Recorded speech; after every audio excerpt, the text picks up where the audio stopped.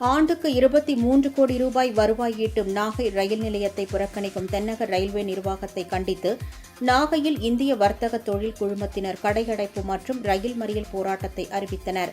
நாகை தஞ்சாவூர் இடையேயான ரயில் சேவையை இருவழி பாதையாக விரிவுபடுத்த வேண்டும். வேளாங்கண்ணி பேராலயம், நாகூர் தர்கா, சிக்கல் சிங்காரவேலர் ஆலயத்திற்கு வரும் பக்தர்கள் பயன்பெறும் வகையில் கூடுதல் ரயில்கள் இயக்கப்பட வேண்டும்.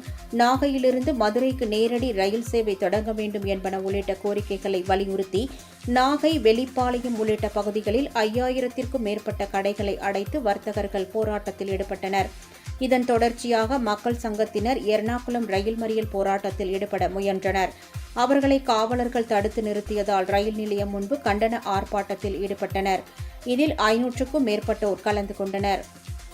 நாகப்பட்டினம் வர்த்தக சங்க சார்பில் இன்று ரயில் மறியல் போராட்டம் மற்றும் ஆர்ப்பாட்டம் அறிவித்திருந்தது. இந்த நிலையில் இன்று காலை முதல் ரயில் நிலையத்தில் தொடர்ந்து ஆர்ப்பாட்டம் வர்த்தக சங்க சார்பில் நடைபெற்றது.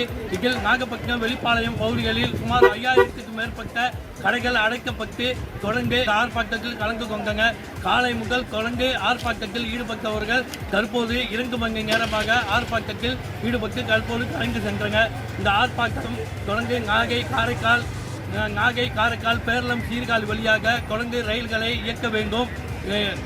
கம்பன் விரைவு வங்கி, காரைக்கால் விரைவு வங்கி ஆகியவை தொடர்ந்து எக்மோர் வரை இயக்க வேண்டும் என பல்வேறு 9 அம்ச கோரிக்கைகளை வலியுறுத்தி ஆர்ப்பாட்டம் நடைபெற்றது. இது குறித்து ஆர்ப்பாட்டத்தில் ஈடுபட்டவரிடம் இது குறித்து சம்பந்தமாக கேட்டறிவோம்.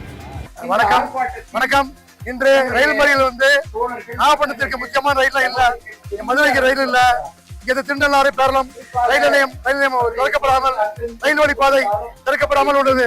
இது முக்கியமாக இதற்காக தான் நாங்கள் போராட்டம் நடத்துகிறோம். இன்று நாகப்பட்டினம், வெளிப்பாளையம் அனைத்து கடைகளும் மூடப்பட்டுள்ளது. இது நமக்கு பெரிய வெற்றி. இந்திய வர்த்தக தொழில் குழுமம் மூலமாக இந்த முயற்சி எடுத்து பெரும்பாலான மக்கள் கலந்துட்டாங்க.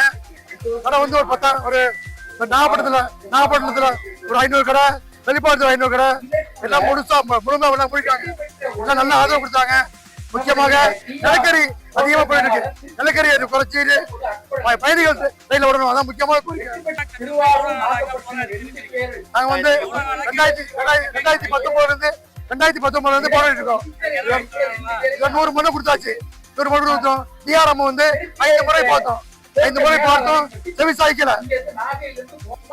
நாகப்பட்டினம் இந்திய வர்த்தக தொழில் குழுமம் சார்பாக அனைத்து சேவை சங்கங்கள், நாகப்பட்டினம் ரயில் உபயோக நல சங்கம், திருநள்ளார் ரயில் உபயோக நல சங்கம், காரைக்கால் ரயில் உபயோக நல சங்கம் மற்றும் அனைத்து சேவை சங்கங்கள் இணைந்து கடையடைப்பு நடத்தி இந்த ரயில் ஆர்ப்பாட்டம் நடைபெற்றுக் கொண்டிருக்கின்றது.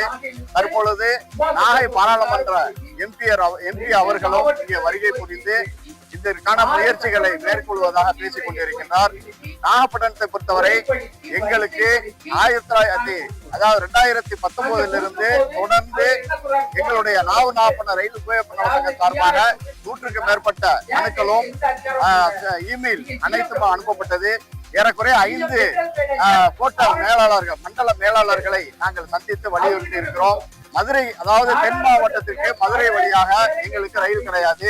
திருச்சியிலிருந்து திருவாரூர் வரை நிறுத்தப்பட்டிருக்கக்கூடிய 3 ரயில்களை இயக்க வேண்டும்.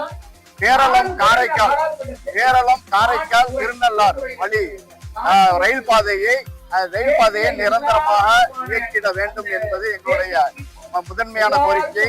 அதே போல சென்னைக்கும் கோயம்புத்தூருக்கும் எங்களுக்கு ரயில் வசதி குறைவாக உள்ளது. சென்னைக்கு செல்லக்கூடிய ரயிலை தாம்பரம் வரை நிறுத்தி வச்சிருக்காங்க.